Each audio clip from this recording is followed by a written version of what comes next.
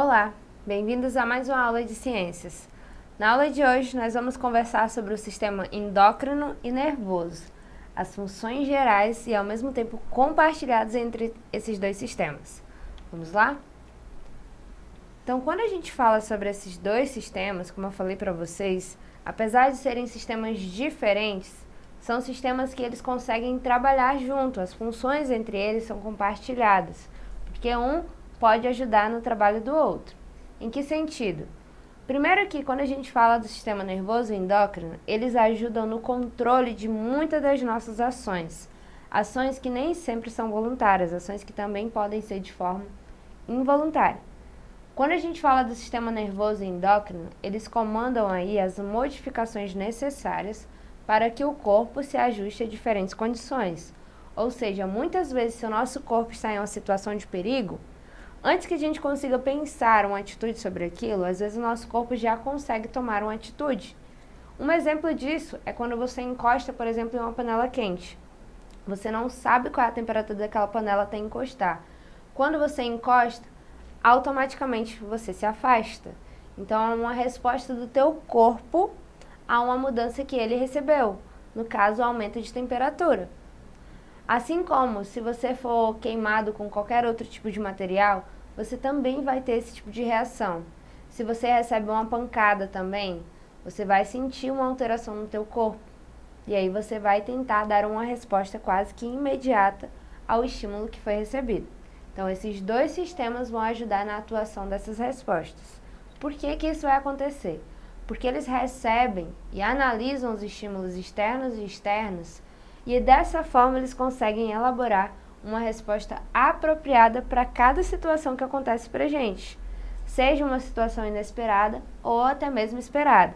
Um exemplo disso, por exemplo, quando você faz um caminho diário, e aí você sabe que ao passar por determinado caminho, você pode, por exemplo, se deparar com um cachorro.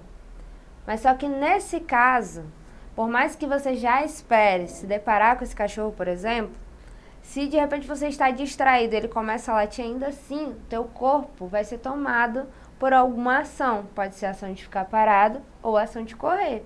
Ainda assim, foi uma ação desencadeada aí pelo sistema nervoso e endócrino para essa situação.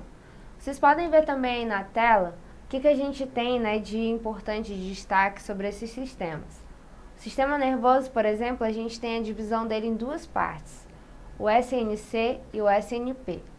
O SNC vai ser o nosso sistema nervoso central, vai ser o nosso gerenciamento, tá, total. E o sistema nervoso periférico é o que recebe as ações desse centro de comando.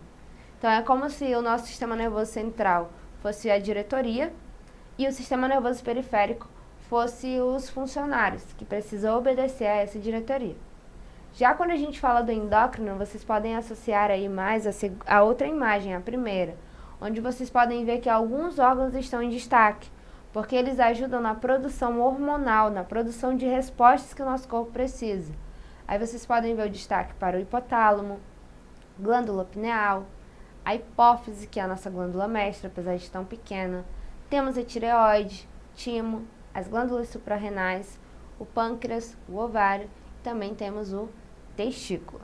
Então aí são algumas dos órgãos e das divisões que a gente precisa saber relacionar cada um desses sistemas para entender melhor o trabalho que eles vão desempenhar no nosso corpo a todo momento.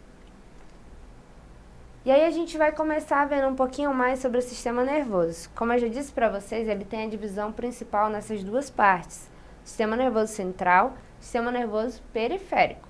O sistema nervoso, ele representa o que a gente chama de uma rede de comunicações do organismo.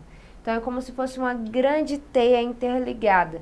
Então, acontece uma ação, essa ação ela é distribuída rapidamente por essa rede de conexões que nós temos, pela nossa rede de neurônios. E no caso, o sistema nervoso, a gente vai ver que ele tem como objetivo captar as mensagens e os estímulos do ambiente para depois interpretá-los e, consequentemente, arquivá-los. E como consequência também, o sistema nervoso ele vai elaborar respostas na forma de movimentos, de sensações ou até mesmo algumas constatações que o nosso corpo pode fazer ao longo do nosso cotidiano. E aí, sobre o sistema endócrino, né, que ele tem relação aí com o sistema nervoso também, a gente pode ver que o sistema endócrino, ele é um conjunto de glândulas responsável pela produção de diversos hormônios. Como eu falei para vocês, quando a gente fala da parte mais endócrina, a gente está se referindo mais à parte hormonal. Nesse caso, cada hormônio também vai estar dando uma resposta para cada situação nossa. E os hormônios, eles são lançados aonde? São lançados diretamente por toda a nossa corrente sanguínea. Ou seja, consegue viajar por todo o nosso corpo para que a gente saiba qual a resposta a tomar. Então, por mais que às vezes o hormônio seja produzido em determinado ponto, ele consegue levar a resposta até um outro ponto. Porque não necessariamente ele vai atuar onde ele é produzido. Ele consegue ser encaminhado até um órgão-alvo para que ele consiga atuar, para que ele consiga desempenhar a sua função corretamente. E aí, dentro do sistema endócrino, o que vale a gente destacar? Que esse sistema ele vai influenciar praticamente todas as funções dos demais sistemas corporais. E, frequentemente, o sistema endócrino ele vai estar interagindo com o sistema nervoso. Ou seja, um não funciona quase que de forma independente em relação ao outro. Eles formam mecanismos reguladores, os dois juntos. E assim eles conseguem atingir uma alta precisão. E aí o sistema nervoso, ele pode fornecer ao endócrino a informação sobre o meio externo, ao passo que o sistema endócrino ele vai regular a resposta interna do organismo a esta informação. Ou seja, dessa forma, o sistema endócrino, justamente com o sistema nervoso, ele vai atuar na coordenação e na regulação de funções corporais. Então, tem muitos detalhes aí que a gente pode estar englobando a respeito desse sistema, tá? E quando a gente fala sobre o sistema endócrino também, vale a gente trazer um destaque, que é o que eu vou mostrar para vocês nessa imagem agora. Quando a gente fala do sistema endócrino, é como se a gente vivesse em uma montanha-russa. Como assim? Que é quando a gente está lá embaixo na montanha-russa, é a percepção, às vezes, do nosso corpo de um perigo. Mas mesmo assim, às vezes, a gente tem que enfrentar aquele perigo, que seria a imagem 2, lá em cima já, as nossas reações nervosas.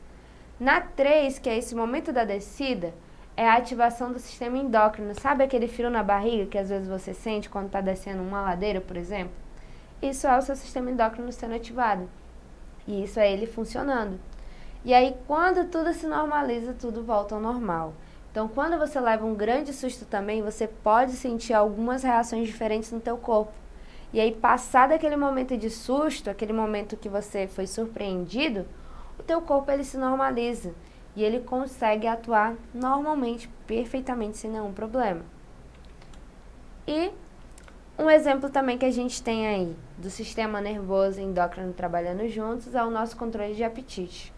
Nesse caso, o sistema nervoso, quando a gente começa a sentir fome, ele vai detectar a diminuição dos depósitos de gordura e vai sinalizar, opa, está faltando nutrientes para o teu corpo. Teu depósito de gordura está começando a perder a quantidade que ele tinha. E aí o que acontece depois que há essa detecção? O sistema nervoso começa a sinalizar para o teu corpo que ele precisa procurar consumir alimentos. Às vezes você pode sentir até uma dor de cabeça, pode sentir alguma alteração no teu corpo em relação a essa fome. E aí o ponto 3, o que acontece? O sistema endócrino, ele começa a secretar um hormônio chamado grelina, que vai ser um potente estimulador de apetite. Você vai sentir mais desejo de procurar comer e de saciar essa tua fome, de saciar essa falta que já está sendo sinalizada no teu depósito de gordura. Então lembra que eu falei, são sistemas que são independentes, mas que eles podem perfeitamente trabalhar juntos. Um exemplo que eu dei para vocês agora é o exemplo da fome, né? O nosso corpo sinaliza que está com fome, porque o sistema nervoso consegue perceber que está tendo alguma alteração, ele se comunica com o endócrino, que vai começar a produção desse hormônio para que teu corpo possa ser restabelecido, possa ser restaurado essa questão, tá? Agora, para a gente finalizar, a gente vai trabalhar aí algumas questões a respeito desses dois sistemas. Vamos lá?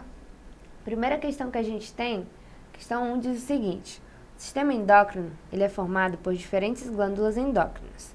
Marque a alternativa que indica corretamente uma característica compartilhada por todas as glândulas endócrinas. Letra A. Todas as glândulas endócrinas apresentam ductos. Letra B. Todas as glândulas endócrinas produzem secreções que são lançadas em cavidades corporais. Letra C. Todas as glândulas endócrinas produzem secreções que atuam exclusivamente na superfície do corpo. E letra D. Todas as glândulas endócrinas produzem hormônios. E aí, qual é a resposta mais viável? Nesse caso, pessoal, a resposta mais adequada aí vai ser a letra D. Todas as glândulas endócrinas produzem hormônios. Lembra que quando a gente fala desse endo, é algo que vai ser destinado para dentro do corpo. E a questão dos hormônios serem produzidos, lembra que eles são lançados aonde? Na corrente sanguínea? Então só tem como as glândulas endócrinas fazerem essa produção. Continuando, a próxima pergunta que a gente tem diz o seguinte: um dos principais hormônios masculinos e também o mais conhecido é a testosterona. Essa substância, que está relacionada, entre outras funções, com o aparecimento dos caracteres sexuais masculinos e com o desenvolvimento dos genitais, é produzida aonde? Em que parte do sistema endócrino vocês acham que ela é produzida? Letra A, na hipófise. Letra B, no hipotálamo. Letra C, no testículo. Ou letra D, na próstata. E aí? Nesse caso, quando a gente está falando da testosterona, gente, é um hormônio produzido lá no testículo. Tanto é que é um hormônio masculino, tá? A hipófise, o hipotálamo, ele é comum para o corpo feminino. Então, não teria razão de ser produzido nessas estruturas. Ele vai ser produzido exclusivamente no testículo. Questão 3. Analise as alternativas a seguir e marque a única que não corresponde a uma função atribuída à testosterona, ou seja, o que a testosterona não tem relação. Letra A, engrossamento da voz. Letra B, reabsorção de água pelos rins. Letra C, maturação dos espermatozoides. Ou letra D, aumento de pelos no corpo. E aí, pessoal, qual é a única que não tem nada a ver com a testosterona? Nesse caso, nós estamos falando da reabsorção de água pelos rins, tá? Quando a gente fala da testosterona, se está relacionada às características sexuais secundárias, só pode estar se atribuindo a modificação da voz que os meninos vão sofrer, os espermatozoides que vão completar o seu desenvolvimento para estarem prontos, assim como o aumento de pelos no corpo, que também sinaliza que o corpo está passando por modificações. E aí a nossa última pergunta, nós temos a seguinte: a respeito do sistema nervoso, marque a alternativa incorreta, ou seja, a única alternativa errada. Letra A, o tecido que forma o sistema nervoso é o tecido nervoso, que possui como célula principal o neurônio. Letra B. Os neurônios são responsáveis pelo recebimento e transmissão do impulso nervoso e possuem como partes principais os dendritos do corpo celular e o axônio. Letra C. Os neurônios permanecem conectados entre si, formando uma espécie de fio contínuo por onde os impulsos nervosos propagam-se. E letra D. O sistema nervoso e o sistema endócrino possuem uma íntima relação, sendo o sistema nervoso responsável, por exemplo, por estimular algumas glândulas a produzirem hormônios. E aí, qual que é a única alternativa errada a respeito do sistema nervoso? Nesse caso, pessoal, a única alternativa errada vai ser a letra C. Os neurônios permanecem conectados entre si, formando uma espécie de fio contínuo por onde os impulsos nervosos propagam-se. Por quê? Eles não estão necessariamente de forma contínua, eles têm um leve espaçamento entre um e outro, para que eles consigam ter toda a sua comunicação necessária e funcionar como uma rede, como eu já falei para vocês. Então, essa foi a nossa aula de hoje. Espero que vocês tenham entendido a relação entre os dois sistemas e até a próxima aula.